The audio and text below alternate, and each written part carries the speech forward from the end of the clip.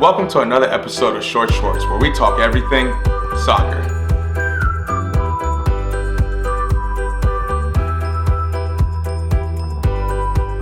On this episode, we're going to discuss the number system and how it relates to today's game of soccer. Many of you may be asking, what is the number system? In today's video, we're going to discuss how we can use the number system to help educate our youth players. One very important key factor to take away from the number system is that it provides a concise and universal method of communicating technical and tactical information to either an individual or the entire team. So, what are the advantages of using the number system versus using the traditional way, like calling the positions by their names?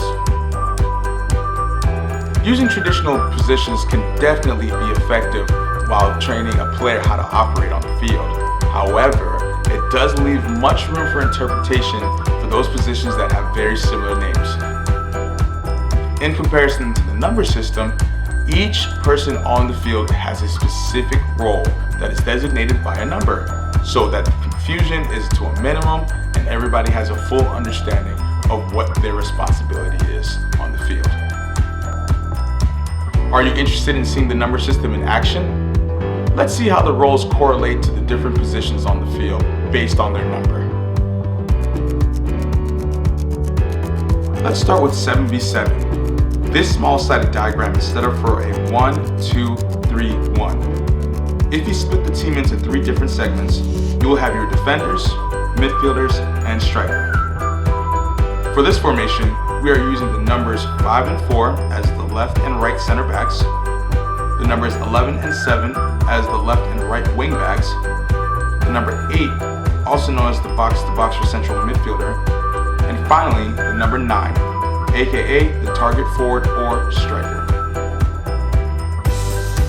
This USSF recommended formation allows for multi-purpose roles such as the 7 and 11 to learn and understand how to actively play the role of a flank player offensively and defensively.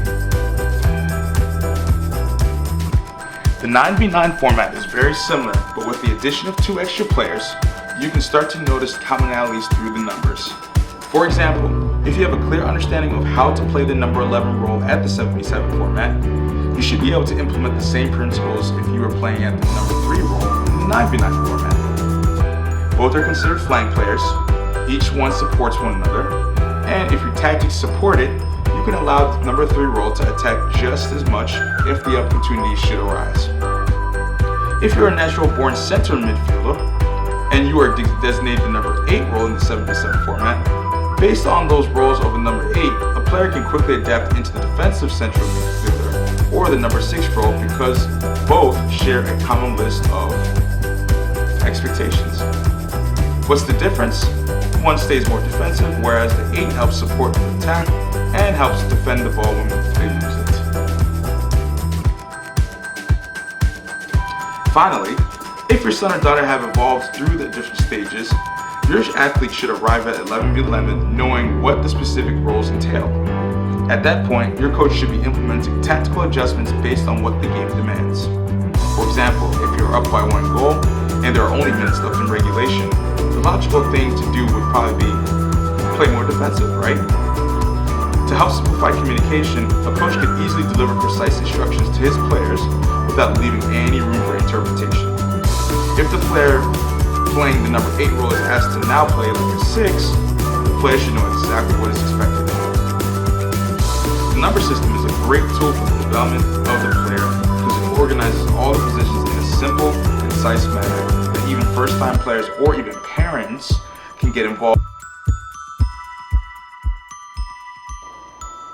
The number system can be used in so many different ways on and off the field, whether it's educational, whether it's tactical, whether it's even both.